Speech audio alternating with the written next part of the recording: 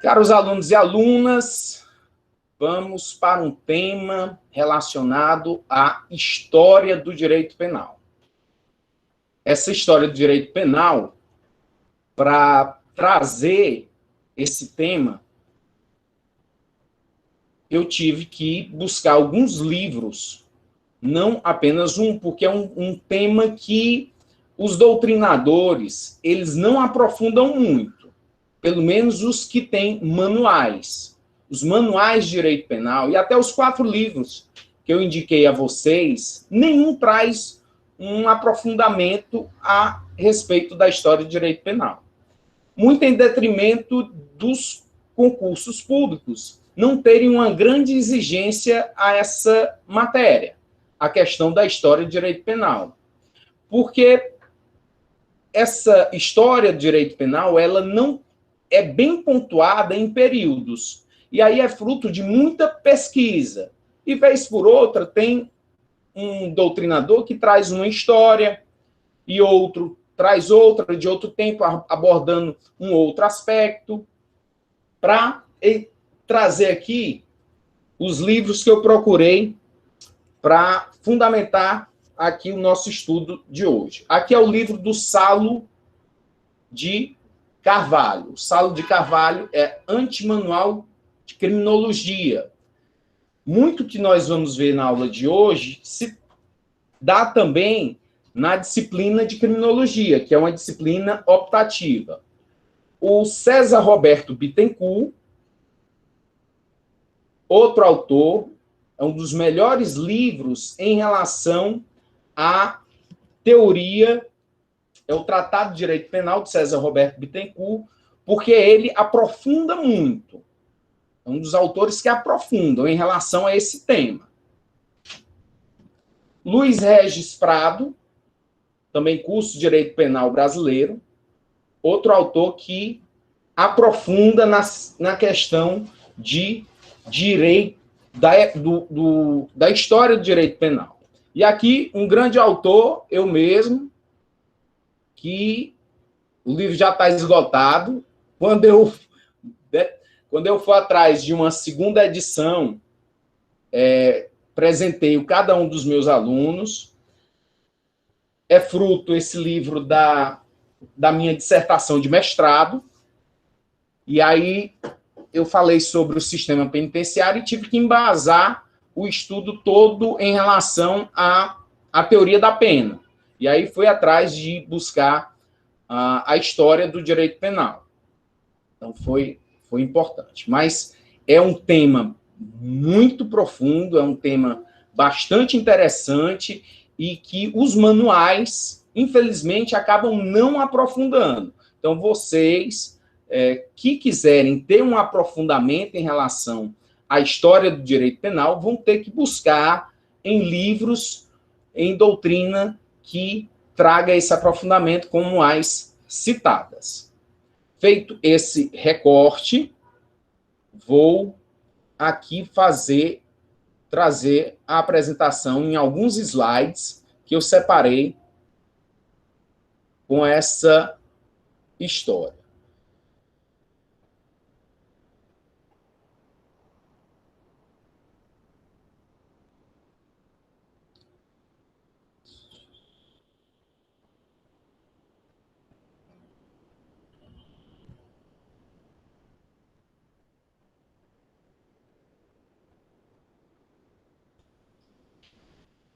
A primeira observação que eu vou fazer é que alguns autores trazem evolução da história do direito penal.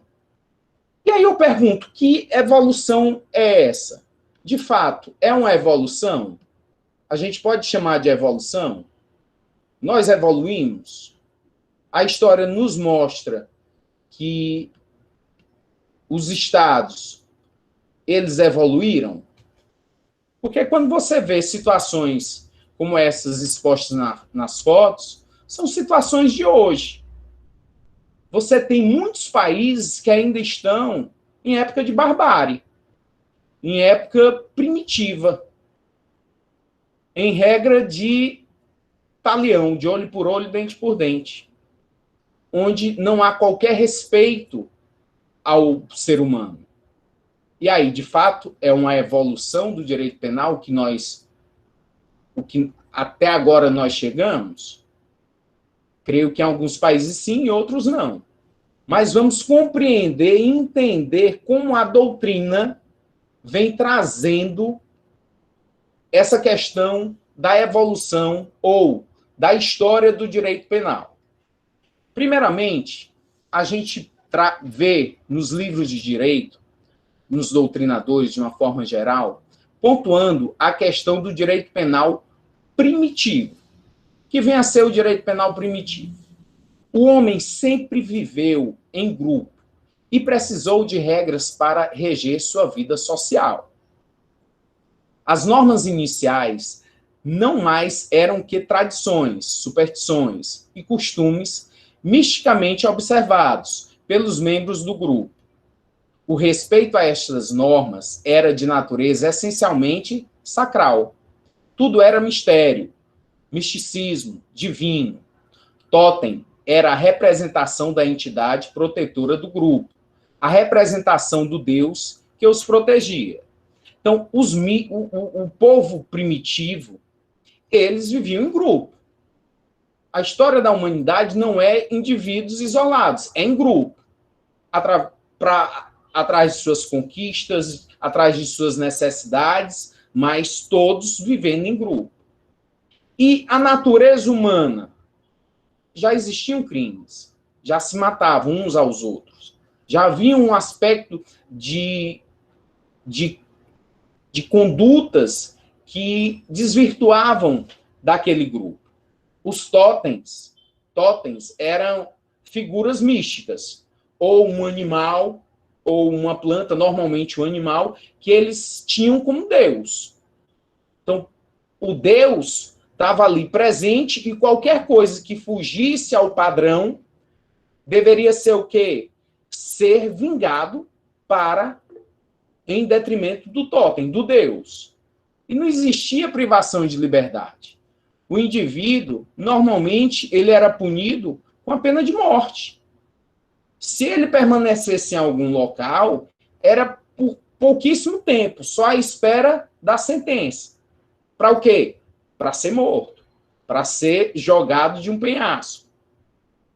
E quando você pensa que o indivíduo está matando o outro em nome de uma divindade, ele tem força, ele tem o poder, porque ele está inserido, embutido em uma situação divina, porque eu estou fazendo em prol de uma divindade.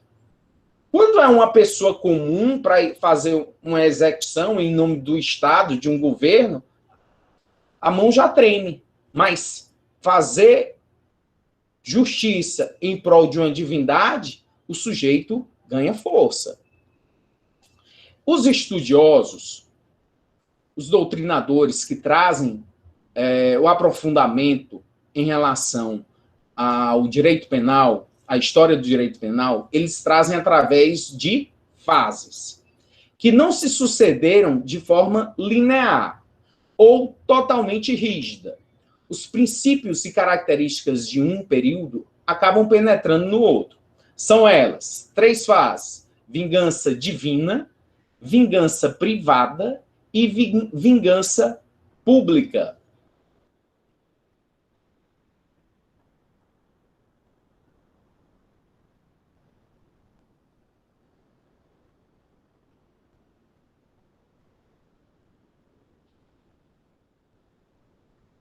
Primeira fase da vingança divina. O que seria essa vingança divina? A vingança divina, a repressão tinha como finalidade aplacar a ira da divindade, ofendida, e castigar o infrator. Então, quanto maior fosse o castigo em relação a essa pessoa, maior estaria sendo o desforro em relação à divindade. Quanto mais essa pessoa sofreu em relação à punição, à forma como se consumou a pena, essa sanção, maior seria o desagravo à divindade. Essa divindade estaria satisfeita. E acontecesse algo que distinguia, que fosse não uniforme às tradições, era punido.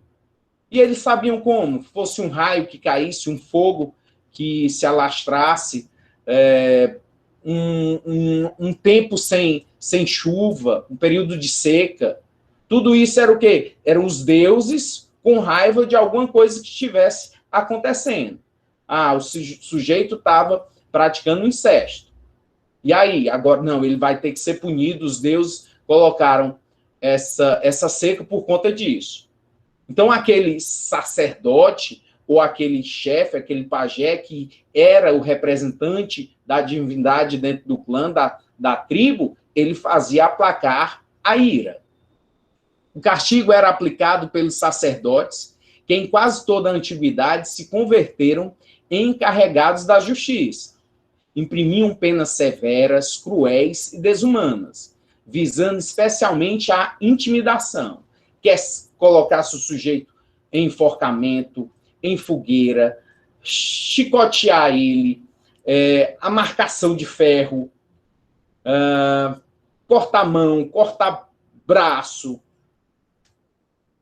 a época do tronco, do pelourinho. Então, todo tipo de atrocidade, os sacerdotes imprimiam para fazer com que houvesse o sofrimento, nessa época da vingança divina.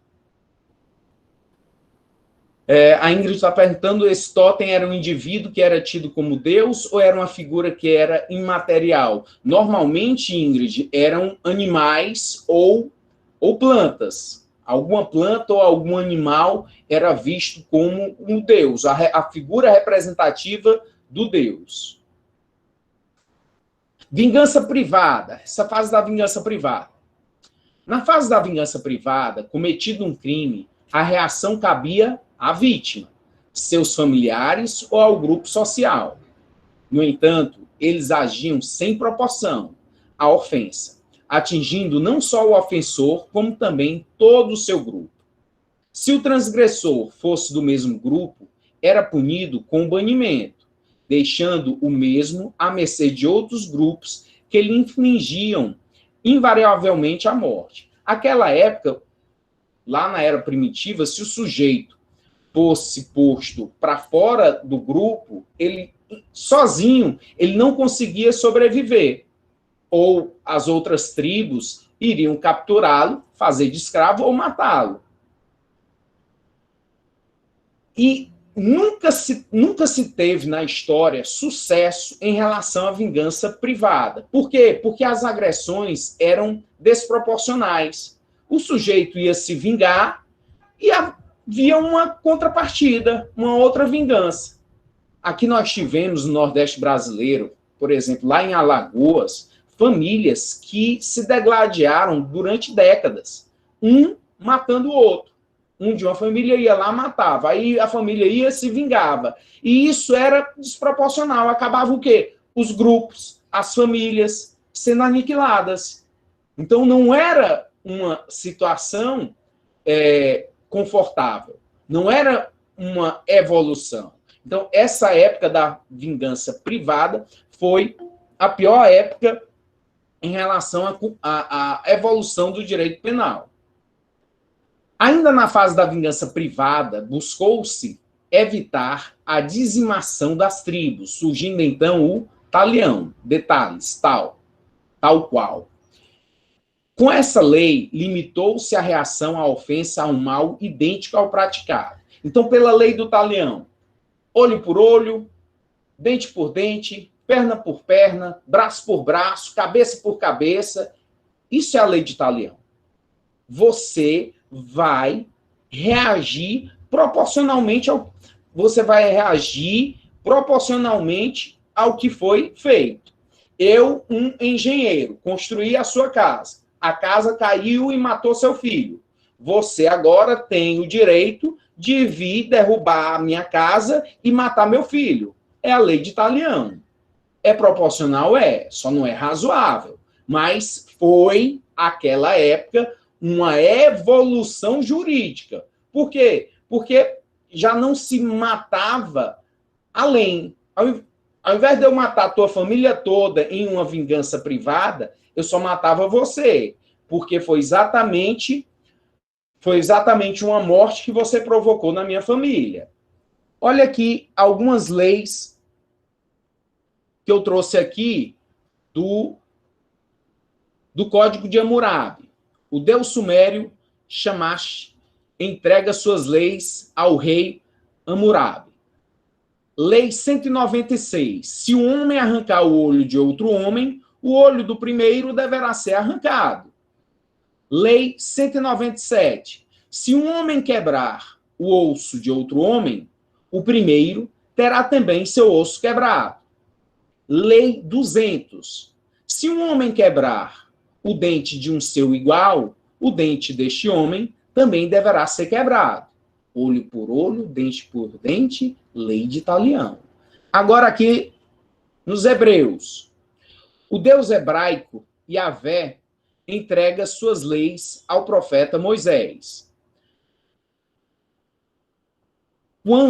Quando também alguém configurar o seu próximo como ele fez, assim lhe será feito, quebradura por quebradura, olho por olho, dente por dente, como ele tiver desfigurado a algum homem.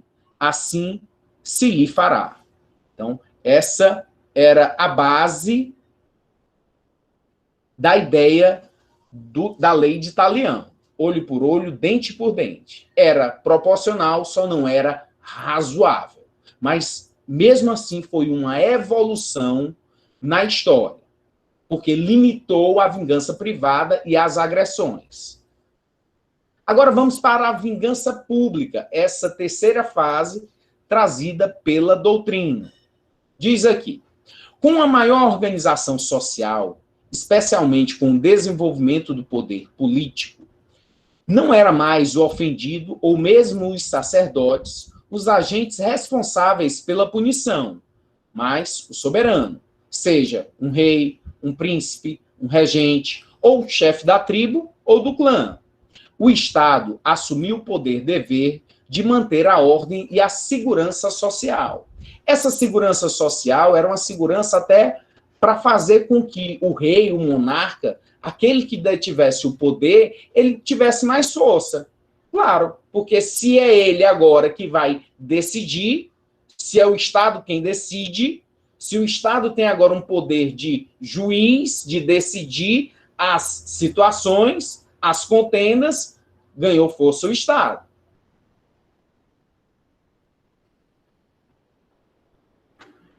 Também uma evolução em relação a essa fase. E aí você vai encontrar na doutrina algumas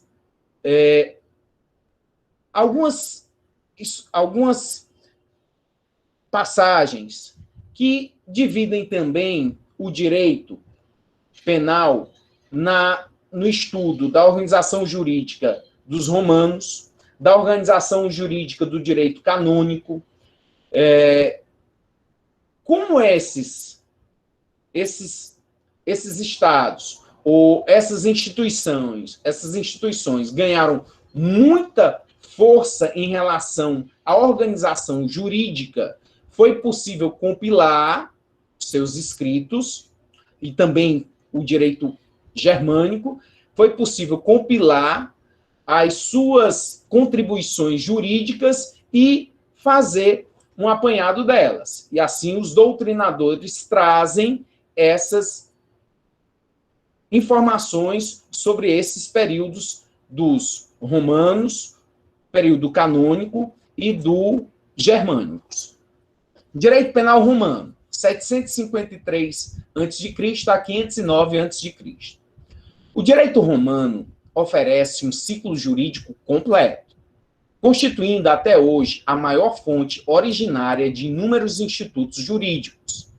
Surge a distinção entre delitos públicos, conspiração e assassinato, e privados, furto e injúria.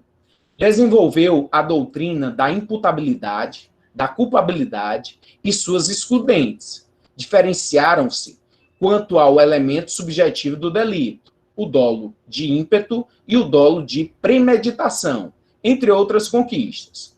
Continuavam a existir, no entanto, as penas infamantes, cruéis, de morte, de trabalhos forçados e de banimento. A Lei das 12 Tábuas, século V a.C., foi o primeiro diploma escrito e limitou a vingança privada, lei de Talião, e admitia a composição.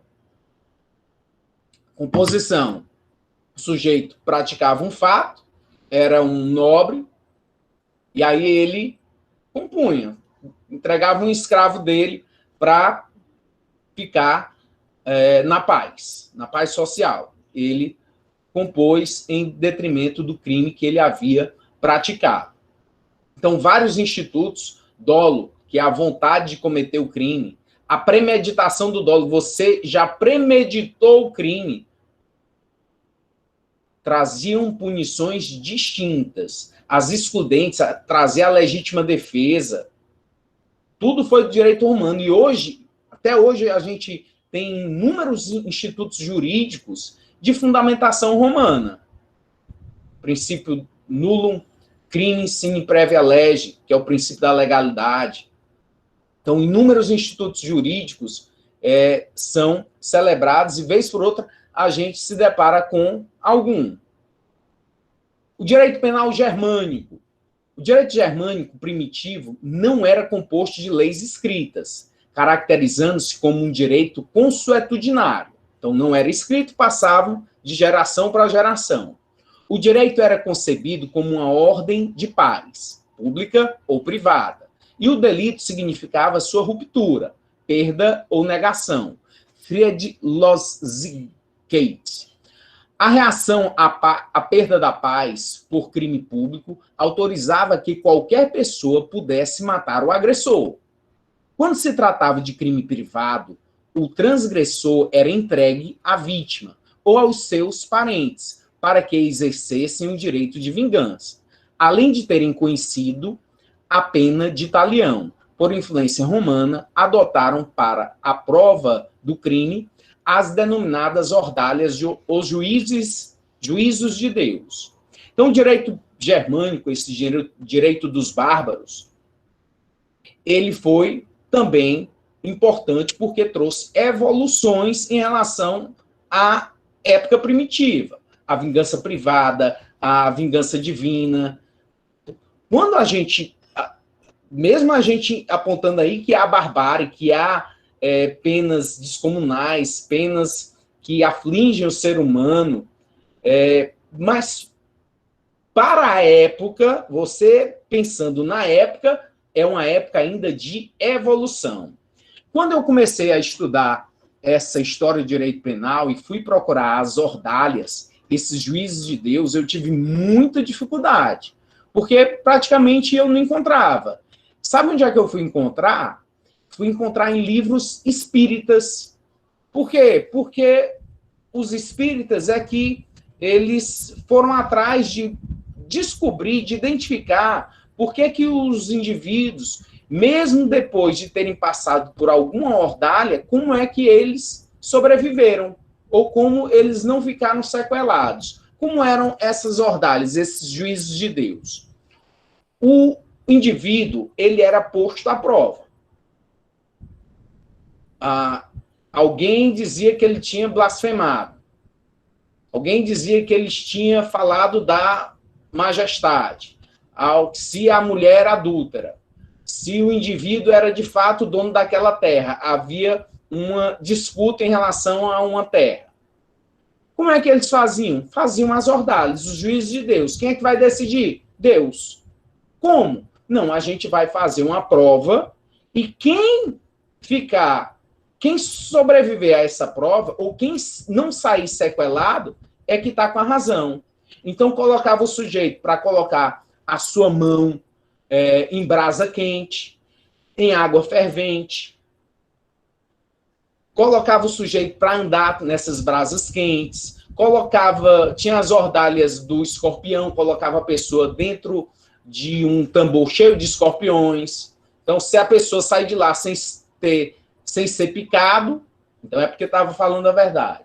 Se a pessoa colocar a mão fervente e ela não ficar sequelada, se daqui a 2 dias, 3 dias não tiver nenhuma sequela, é porque está falando a verdade. Vamos submergir a pessoa amarrada dentro de um lago. Se essa pessoa sair de lá viva, é porque está falando a verdade. Vamos colocar essa pessoa crucificada na igreja. Vamos crucificar um e outro, os dois que estão aí disputando o terreno.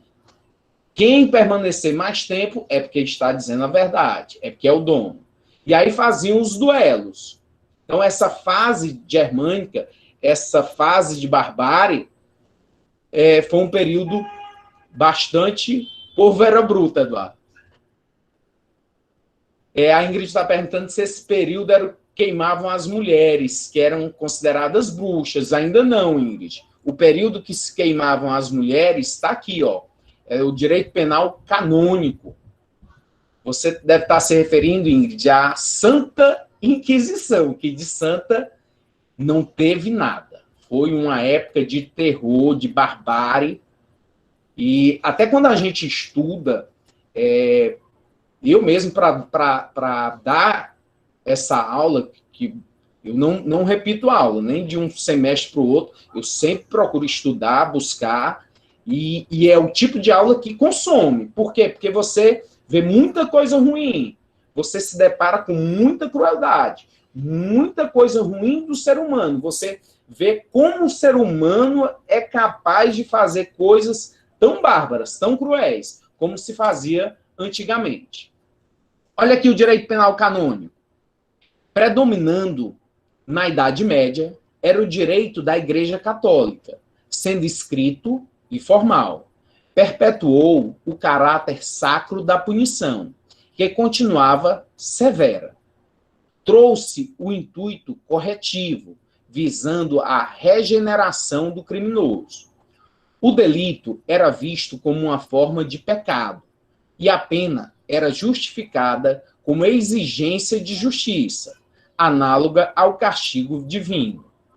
A Santa Inquisição fez da tortura meio não apenas para conseguir as confissões para condenações, mas também para dramatizar os horrores do inferno. Então, nesse período que a Ingrid estava perguntando, é que realmente se queimavam as mulheres, que eram acusadas de bruxaria, de heresia. Essa questão até do termo penitenciária começou no direito penal canônico. Os monges, eles ficavam nos mosteiros, e quando eles ficavam ali questionando demais a religião, questionando os sacerdotes, os arcebispos, eles faziam o quê? Eles eram punidos. Então, se ele tivesse qualquer desvio, era punido. Como era essa punição? Ele ia para o subsolo, ficava dos mosteiros e ficava lá trancado, sem iluminação, ou uma luz apenas para iluminar a Bíblia, para ele poder ler. E aí era a pena, era a penitência dele em relação ao que ele fez. Daí surgiu essa pena privativa de liberdade. Foi do direito penal canônico. Que até então, os presos, eles ficavam só à espera da imposição da sanção, do castigo ou da morte. A Santa Inquisição, você pode notar aí que eles ferroavam as pessoas, marcavam as pessoas. Era uma época de intensa tortura. Eles torturavam as pessoas para tudo. Era totalmente ligado o poder e a religião. Então, estavam profundamente ligados e eles procuravam o quê? Os hereges. Qualquer pessoa que era herege implicava que estava cometendo um crime contra o Estado. Então, pela Igreja Romana, aí da Idade Média, acabou essa Santa Inquisição levando cerca de 5 a 15 milhões de pessoas mortas, sob tortura, para obter as confissões, que era chamada de quê? De rainha das provas. E quando a pessoa ela confessava, se ela confessava, ela podia até não ser morta, não ir para a fogueira, mas todos os seus bens, todo o seu patrimônio era confiscado. E muitos acabavam perseguindo os outros e inventando para se sair melhor, para não ter a possibilidade de ser considerado aí contra o Estado, ser um herege, ser um bruxo. Foi uma fase de extremo terror, de muita brutalidade.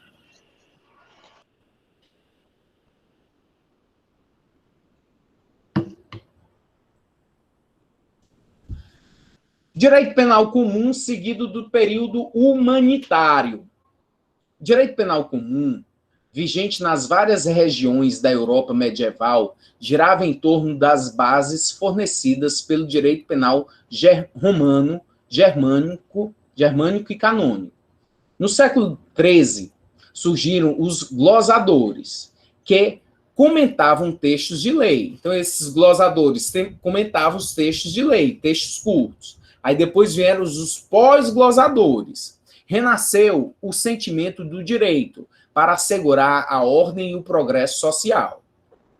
Quanto mais prosperavam os comentários e debates acerca das duríssimas leis vigentes, mais emergiam novas ideias. Surgiu assim o período humanitário do direito penal. Emergem os pensadores do século XVIII, Montesquieu, Rousseau, Voltaire, Diderot, Woolworth, Bertrand, entre outros. Ficou conhecida como Época das Luzes, o Iluminismo. Destaque para a obra Dos Delitos e das Penas, de Cesare Beccari, Marquês de Beccari, em 1764. Marcou o início da escola clássica do direito penal. Então, o iluminismo foi caracterizado pela reunião de pessoas que idealizaram novas propostas, novos princípios, o respeito à dignidade da pessoa humana. Não mais essa possibilidade das penas serem cruéis, das penas virem a agredir física e moralmente as pessoas. Então, foi o embrião desse pensamento iluminista, essas pessoas, os iluministas. E aí, o que a doutrina de direito penal traz, elabora, é chamar de escolas. Aí nós vamos ter o estudo de algumas escolas penais. Escola positiva, escola clássica, escola sociológica. Então, várias escolas, elas foram desenvolvidas a partir desse enfrentamento de ideias. Que aí sim você já tem uma evolução, de fato, ao que nós já temos hoje em dia. Dos ideais iluministas, ideais que vieram lá do século XVIII, século das luzes. Então, os pensadores do século XVIII, eles acabaram provocando uma imensa modificação no cenário penal da época, sobre o direito de punir, a natureza do delito e a finalidade das sanções. Então, entender o que é crime, fazer com que haja uma teoria desse crime e a forma de se aplicar a sanção. Essas correntes acabaram sendo denominadas de escolas penais. A primeira escola, uma das mais importantes, foi a escola clássica. Vamos aqui o que a doutrina traz sobre a escola clássica. Final do século XVIII, constitui-se de um conjunto de ideias, teorias políticas, filosóficas e jurídicas acerca das principais questões penais. Antecede a escola positiva. Em sua primeira fase, procurou pontuar a diferença entre a justiça divina e a justiça humana, lutando pela soberania popular contra o absolutismo e também pelos direitos e garantias individuais.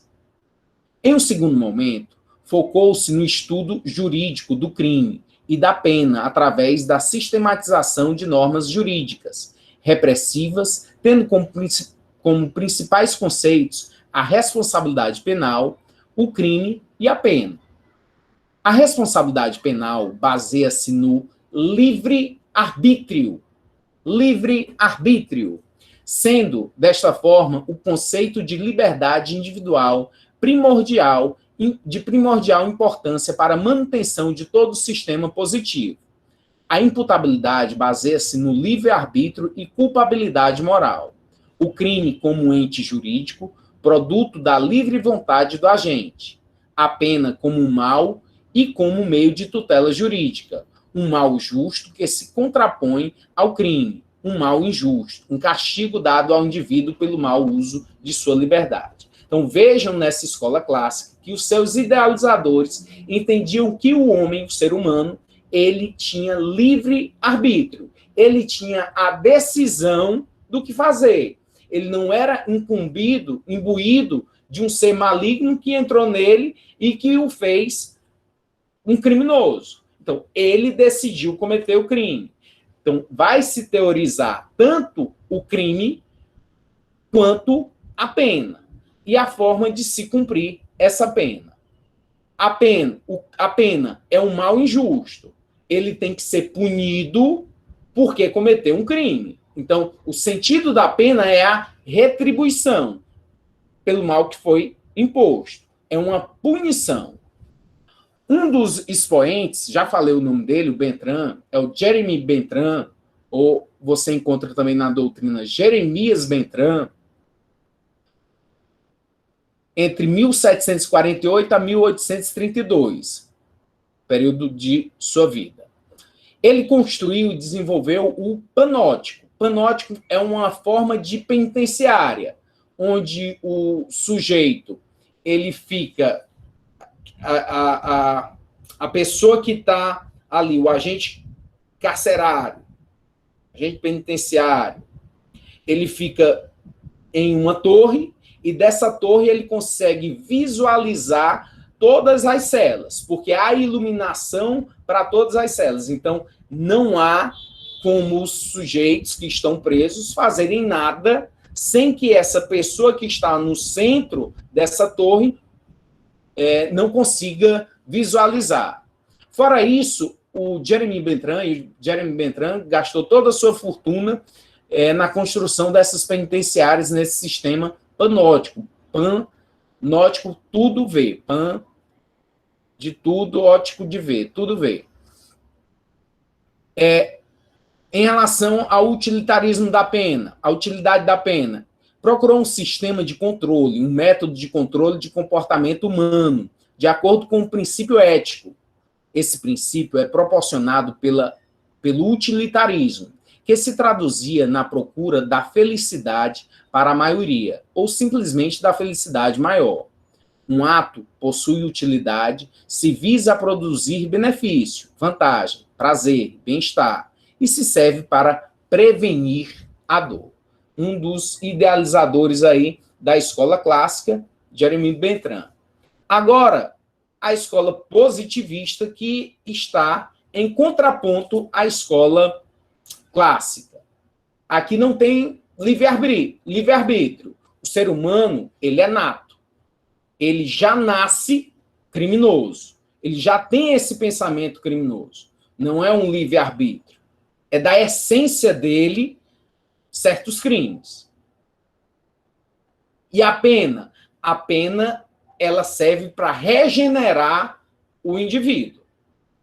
Esse é o sentido da pena, a regeneração.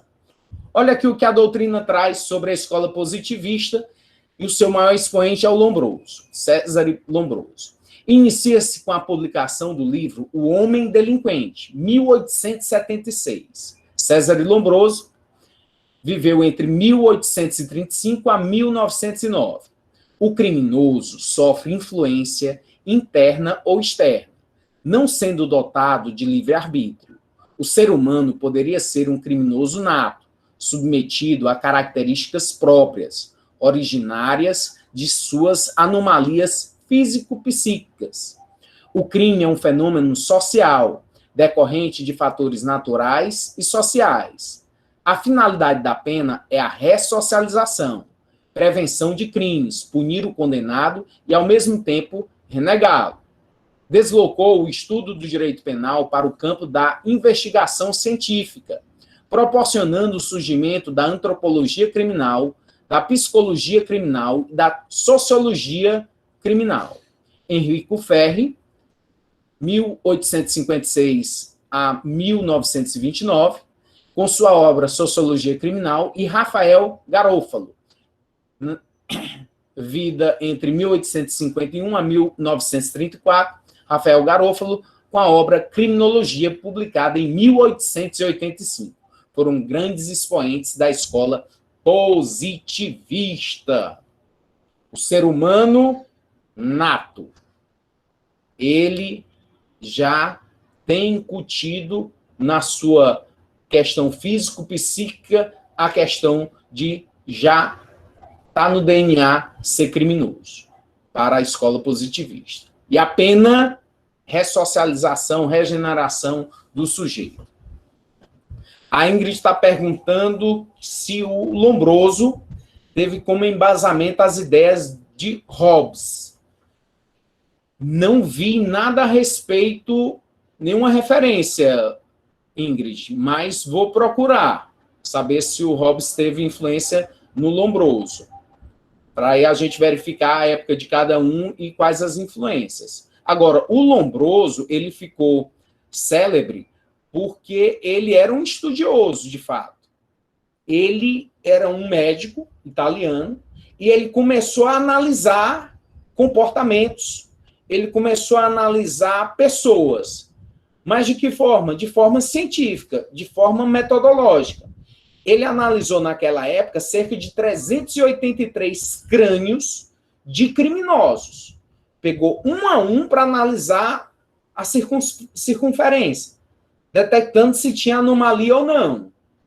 E aí ele checava a fisionomia, checou a fisionomia de 6.000 criminosos, de forma o quê? Metódica, analisando, descrevendo, e aí abrangendo cabelo, íris, se tinha estrabismo, a orelha do sujeito, o nariz, os dentes, as partes genitais. E aí, para detectar o quê? Se a partir de cada ponto que ele analisou, se a pessoa já era uma pessoa predisposta a certos crimes. Que crime? Se aquela pessoa que tinha um queixo mais avantajado era predisposta ao estupro, por exemplo. Então, ele fez isso através de método. Ele quis cientificar, trazer ciência ao crime. E aí, quem estuda mais ele? Lá, a ciência criminológica. Ronaldo está dizendo o seguinte: Lombroso trabalhava em uma penitenciária e quando os criminosos morriam, ele ficava com os cadáveres. E, segundo ele, em sua maioria, eles eram pretos, pardos, feios e pobres. O Lombroso, Ronaldo, obrigado aí pela contribuição, ele foi muito taxado em relação às suas questões. Hoje em dia, mas naquela época, Ronaldo, para haver a desmistificação do que ele fazia, era muito difícil. Hoje em dia, a gente olha para trás e acha tudo um absurdo, porque nós já temos conhecimentos, mas naquela época era muito mais difícil. Mas teve as contribuições. Então, você tira as ideias e traz contribuições à ciência, como ele trouxe a ciência penal. E aí você fazendo um estudo mais aprofundado, você vai ver outras escolas ecléticas, como a escola crítica ou terceira escola, escola alemã, escola técnico-jurídico, escola correcionalista, que é importante, escola sociológica, movimentos de defesa social. Então, quem puder, tiver um tempinho a mais, faça um estudo mais aprofundado em relação a essas escolas que não são tão vistas e que não têm em todas as doutrinas. Vamos aí para um tema nosso. Nosso de onde? Brasil.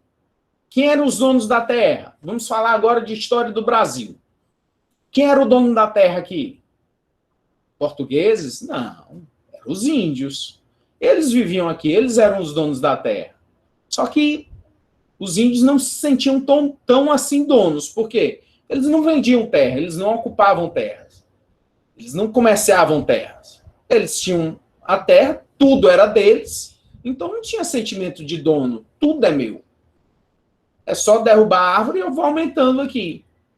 Mas só que, para a infelicidade dos índios que estavam aqui, quem chegou? Os portugueses. Os portugueses chegaram como donos. Donos do quê? Donos do novo mundo. Eles não queriam saber se tinha índio ou não. Para eles, os índios eram débeis mentais, pessoas desprezíveis, porque as terras eram deles, eles tinham inteligência, tinham força, podiam escravizar os índios, como eles bem fizeram, dizimaram, porque existiam índios que eram dóceis e existiam índios que eram canibais. A sorte dos portugueses de Cabral é que eles vieram ali para Porto Seguro e os índios eram bem dóceis. Trocaram alguns presentes com os índios, os receberam bem, viram que a terra era fértil, descobriram ali a tinta do pau-brasil, que lá na Europa foi um grande consumidor do pau-brasil em detrimento da tinta. Não era do pau. O pau não servia para nada, porque tinha outras árvores melhores, mas era a tinta. Eles viram a tinta ali que os índios utilizavam, extraída do pau-brasil, e eles mostraram para a coroa portuguesa que começou a investir no Brasil em detrimento dessa tinta do pau-brasil. Depois veio a cana-de-açúcar, que o açúcar era um produto de alto valor à época, lá em Portugal. O açúcar, a cana-de-açúcar, que eles plantavam aqui e dava, no Brasil, uma terra fértil. Aí o açúcar era um produto a peso de ouro. Depois é que vem a questão do café. Mas primeiro, o açúcar. Então, a história do direito penal no Brasil, em um primeiro período, regeu-se pela legislação portuguesa e só em um segundo período por legislação genuinamente brasileira. É resumida pela doutrina em 3 fases principais: período colonial, período Código Criminal do Império, período colonial, período do Império e período da República. Lá em Portugal, nessa época, em 1500, regiam as ordenações afoncinas. Essas ordenações afoncinas foram de 1446 a 1521, que era o rei Afonso. Aí depois, e falava sobre direito penal, sobre os crimes, as punições. As ordenações manuelinas, a partir de 1521, que realmente foram as que tiveram mais efeito, porque nas ordenações afoncinas, praticamente a colonização não existia aqui no Brasil ainda. Em 1569, houve a compilação de Duarte Nunes Leal, mas o que prevaleceu foi as ordenações filipinas em 1603. Então, ordenações afoncinas, manuelinas e filipinas, todas lá de Portugal, nos regeram durante o período colonial. Pobres dos índios, os índios receberam tão bem os portugueses, mas logo se viram escravizados pelos portugueses, sendo mortos, sendo açoitados, servindo aí para os bandeirantes, para escravizar outros índios em busca de ouro, mostrar caminho para os portugueses, que tratavam eles ou qualquer outro ser que eles entendessem que fossem inferior de forma desprezível, trazendo muita tortura, infligindo todo tipo de direito.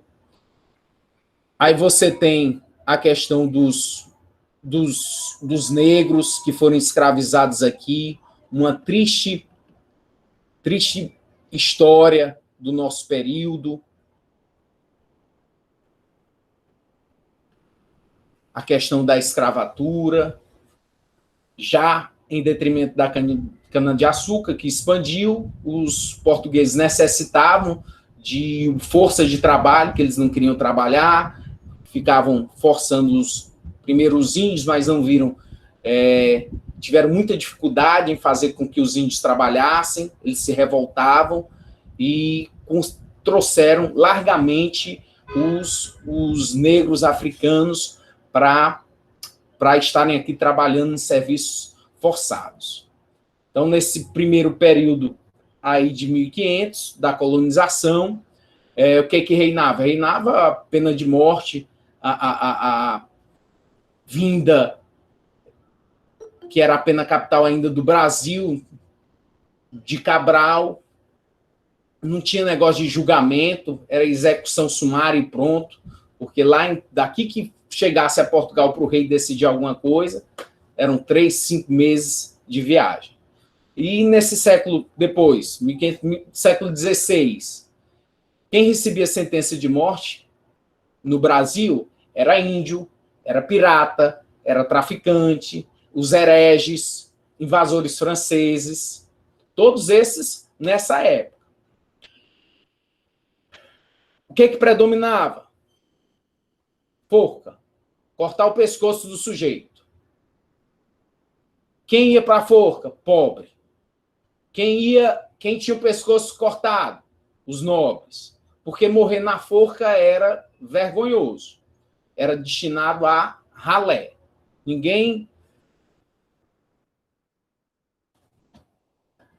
A violência das leis sempre foi aplicada do jeito que os portugueses queriam e exerciam aqui. Aqueles que eram donos das capitanias hereditárias, e aí faziam o que bem entendessem na colônia, né? Lá Portugal era a metrópole. Então, esses tipos de penas capitais, que é a pena de morte, penas de açoite, penas cruéis, os africanos, os negros que aqui estavam, que vieram ser escravizados, eles não eram julgados, eles não tinham nem pena de forca. Por quê? Porque tudo se dava ali dentro dos engenhos de cana-de-açúcar. Então, a família dos nobres, a família do dono da terra, é que vinha e já matava, já fazia o que queria. Por quê? Porque eram donos. Eu comprei o escravo, ele é meu e eu faço o que eu bem entender com ele. Então, não tinha esse negócio de julgamento, não. Tudo era muito distante da coroa. O Eduardo está fazendo uma pergunta. Os portugueses, quando estavam no Brasil, cometeram diversos crimes, esses semelhantes aos cometidos nas grandes guerras mundiais. Com isso, não cabe a criação de um tribunal para julgar e responsabilizar Portugal, como foi feito nas guerras. Eduardo, excelente pergunta. Agora, os tribunais penais internacionais, eles não punem estados, eles punem as pessoas. Então, não há como punir Portugal, que é o estado. Teria que punir as pessoas. Como já passou o tempo e todas elas já morreram, não teria como fazer essa punição. O Gabriel está fazendo uma pergunta também. Obrigado, Gabriel. Sempre participativo. Como vamos punir pessoas que já estão mortas? Não dá. Mas aí o Eduardo não quis punir a pessoa, quis punir o país, Gabriel. Ele entendeu que Portugal deveria ser punido por tudo que fez aqui no Brasil. Que tem lógica nesse sentido. Seria bem justo. Então, a história aqui do Brasil colônia. Os crimes mais comuns entre a realeza eram alta traição, blasfêmia, espionagem, sedição, rebelião, assassinato, alquimia e bruxaria. Então, esses eram os crimes mais comuns entre a realeza. A punição para a maioria dos crimes era a morte. Houveram várias formas de execução, como a decapitação, a fogueira e a mais pesada para crimes de alta traição, que era ser pendurado e esquartejado. Penas menores consistiam em tomar as terras, títulos e riqueza dos culpados, a não ser que alguém da realeza conseguisse com o rei clemência. Se fosse dado clemência, indulgência, mas de qualquer forma era confiscado os valores o patrimônio do indivíduo. A maioria dos crimes cometidos por pessoas comuns ou pobres eram ligados ao desespero e à miséria. As pessoas passavam fome aqui no Brasil, já naquela época. Os mais comuns eram roubo, furto, caça furtiva, mendigar, adultério, fraude, falsificação, dívidas, assassinato, heresia, traição e rebelião. As punições para esses crimes eram todas mais severas. Haviam castigos menores, como cortar a mão, e maiores, como a execução.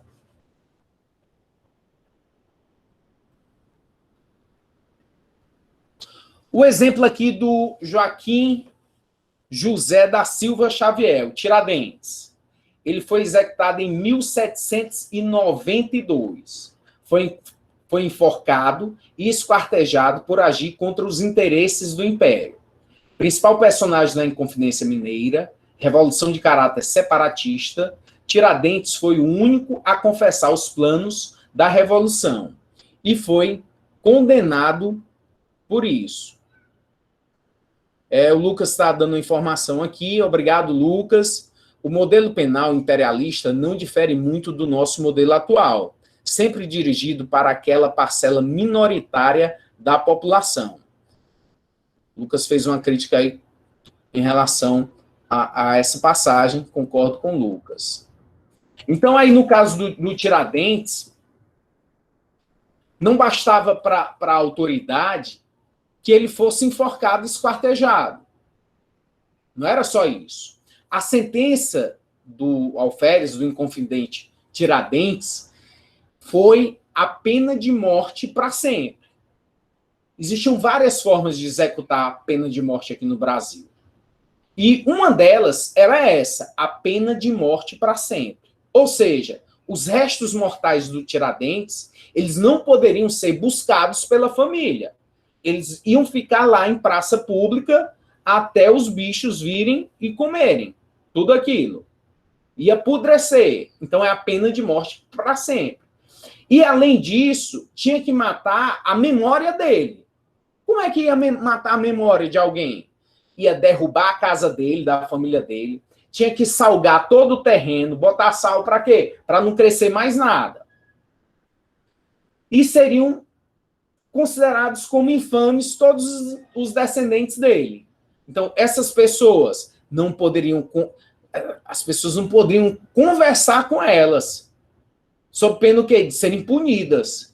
Então, esse princípio de personificação da pena, não existia nada disso. Pena passava para todo mundo. Gustavo está dizendo que o Tiradentes foi um injustiçado, que ele foi bode expiatório nessa situação. Triste fim do Inconfidente Tiradentes. Período imperial, proclamada a independência, previa a Constituição de 1824 que se elaborasse uma nova legislação penal. E em 16 de dezembro de 1830, Dom Pedro I sancionava o Código Criminal do Império. Representou enorme avanço. Eram passíveis de pena de morte crimes tão díspares quanto o assassinato e a violência e a violação da correspondência do rei, incluindo adultério, estupro, falsificação de moedas, incesto, sexo com animais ou com freiras, rebeliões e feitiçaria. Feitiçaria. Então, após a independência de lá em 1822, a tortura do réu e a mutilação do cadáver passaram a ser vistas como barbárie. Então, esse período foi um período que corresponde lá ao iluminismo, as ideias iluministas que começavam a se espalhar na Europa, e o rei de Portugal começou a vislumbrar que essa forma de aplicação de pena que era a tortura, que era a mutilação das pessoas, era vista como barbárie, de povos bárbaros. E aí, em 1830, é que surgiu o Código Criminal do Império, que é um texto elogiado por praticamente todos os doutrinadores. O Código Criminal do Império.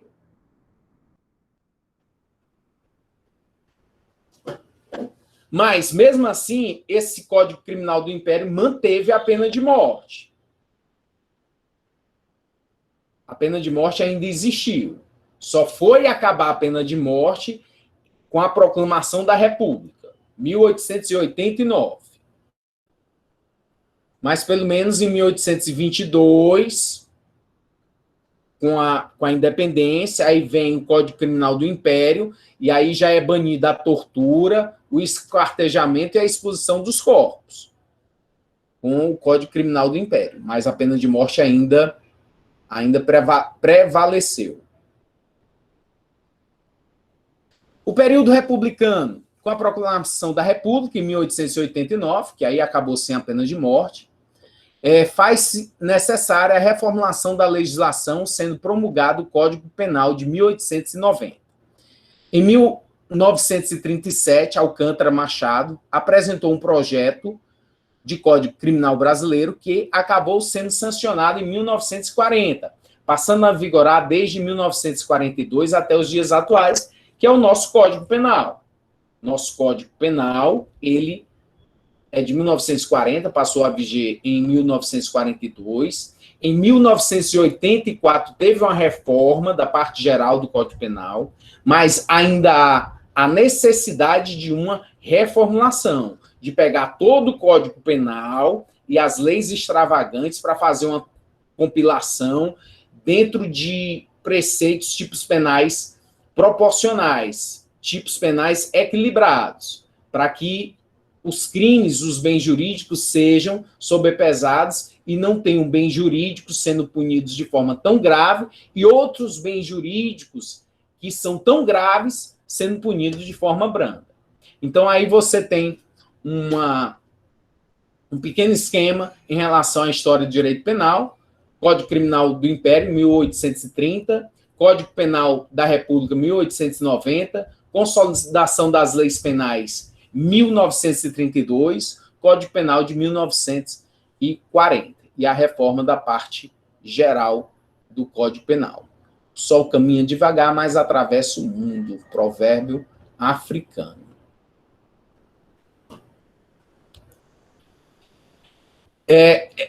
Vou repetir aqui a questão do estudo em relação à história. Embora os concursos públicos não cobrem tanto essa matéria, é importante você ter um conhecimento, porque através desse conhecimento você sabe exatamente por que hoje em dia nós temos tantas garantias, por que nós devemos ter tanto medo do Estado, de limitar esse poder punitivo do Estado, de não ser um poder autoritário, abusivo, que não respeita as garantias individuais. E porque também nós temos tanto medo da pena de morte. Porque a pena de morte foi utilizada em demasia. Se punia a pena de morte por tudo, por qualquer coisa. E muitas vezes ao bel prazer de quem estivesse ali julgando, de quem estivesse no poder.